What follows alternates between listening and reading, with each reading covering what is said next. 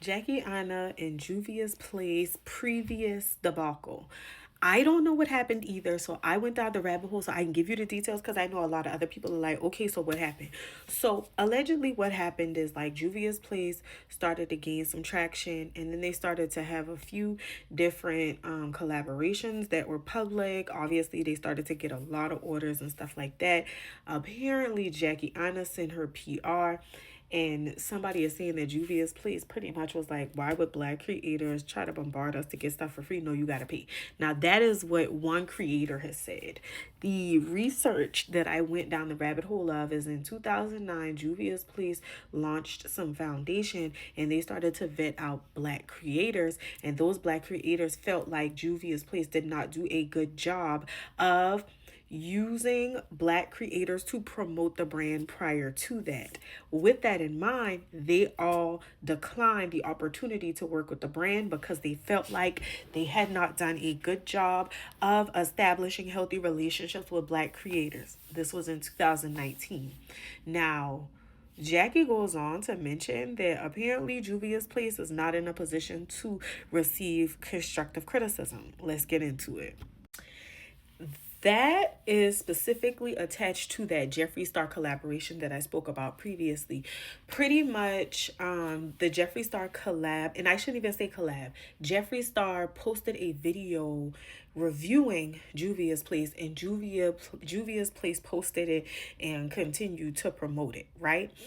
And with that in mind, Jackie was offended and she made some kind of post and or statement where she implied that uh, companies will present themselves as pro-black in order to attach themselves to the black community, but not really work in a pro-black methodology, whereas they are not using creators that look like them to then promote their brands.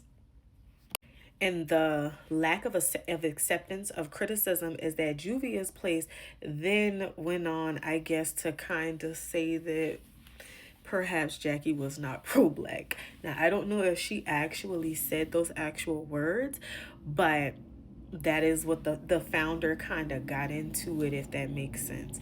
I think the other side of this is that in certain instances, when you're in certain spaces and you establish a certain platform, you have certain expectations of brands to see you a certain way. And honestly, I feel like this was one of those scenarios where Jackie didn't feel seen in the same way that those large white brands do. And I actually think that if Jeffree Star was able to get online and make that post without a collaboration, maybe Juvia's Place was thinking, well, Jackie, if you are interested, why didn't you just go purchase it and try it that way? Because I'm going to tell you what that sounds like. If you're really pro-black, I'm a kind of side. I know I wasn't picking a side, but I'm a kind of side with Juvia's Place on this. If you're pro-black, then it would not have mattered if I sent you PR. You would have taken the high road of, let me go try this black owned brand's product because I've heard so many things about it, in the same way that you try a lot of these other high end brands. And so I think that's probably what Juvia's Place was expecting. Now, the other thing that some people are implying is that the Jeffree Star collab was an influx in orders, and so that delayed them being able to send Jackie Aina the PR package. Allegedly. I don't know. Now, I'll say this. Juvia's Place has sent me their sealed setting spray for free. And I'm just a small creator. So I also understand Jackie's position in relation to, like, I got this platform. Y'all see me. Everybody talking about me. Y'all know who I am. And y'all ain't add me to the PR list. All right, bet. And if she did send like her PR sheet requesting to work with them, maybe they felt like Jeffree Star had a larger reach. Maybe they also were trying to tap into another market. So as a marketer, I'll throw out there what I think happened. They know that the African American population does in fact look at Jeffree Star, but they know that other populations also look at Jeffree Star. So maybe they wanted to broaden the reach of their brand beyond the African American community, although positioning themselves as pro-black. It's a money thing. So Jackie, it would have been a money thing if it was you. And for you, you probably want to think along the lines that if you so pro-black, then the black community is your audience. But as a brand that's making money, and Jackie Aina is a brand, you work with white brands all the time. And so I don't think that it's completely out of reach for black brands to work with individuals that are not black. And I say that because these products are so pigmented that it opens up the brand's reach so far, because a lot of people don't use certain brands because they've never heard of it.